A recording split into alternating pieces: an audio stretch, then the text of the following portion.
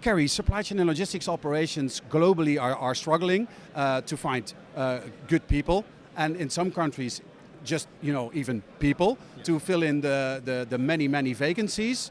I'm guessing you have a good idea about what could be a solution. No, absolutely, and you're absolutely right. The labor situation is not going away whatsoever. In fact, it's getting more challenging as the years go by. The population that's currently in the labor force is aging, and so you're going to be losing a lot of those folks when they retire or just get too old to work, and it's not being replaced by other workers.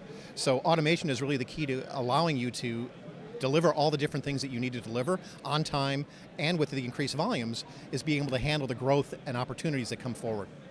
Automation is a big word. Are there levels of automation? Absolutely, absolutely. You can go full-scale automation with a lot of things that take the human out of the equation, but I think in this day and age, having the human in the situation is really going to be more beneficial in the long run. I don't think in this industry that it's going to completely go away. You're going to have technicians that are going to be needed. You're also going to have human pickers for certain things, because some of the picking robots, the arm robots that you see out there, haven't quite matured enough yet to reach the point where they can equate with what a human can pick at the rate that a human can pick at. So for retailers with their own logistics operation or logistics service providers, what are the steps that they need to take if they want to look into automation? Well, the first step really is to realize that you need to put in automation. There's a lot of companies out there, frankly, that take a look at this and say, no, we can't afford it, we can't handle that. One of the things that we do at Locus to start that process really is to sit down and do a full-scale evaluation of what their business looks like.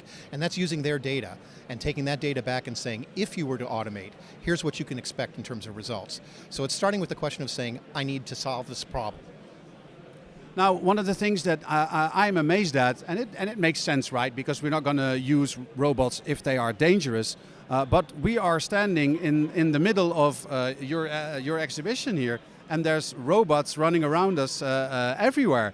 And it's great to see that they actually come up to us and then just stop and turn around. Well, it's the amazing thing about what our technology does, and we've focused a lot on the software side of it.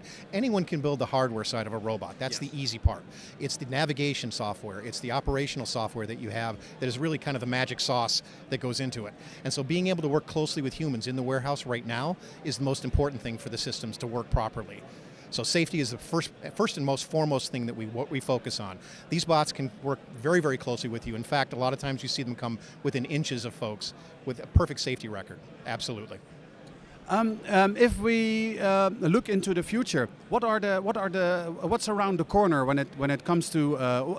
Let me phrase it differently. What kind of robot is going to come around the corner? Well, there's several different types that we've looked at. In terms of our fleet itself, we started out with what we call the Origin bot, which was designed specifically for e-commerce picking. But we now have two other platforms that we can work on. One is called the Vector bot, and the other is the Max bot. And the difference between those two is the Vector bot can now handle up to 600 pounds, as well as the Max bot can handle up to 3,000.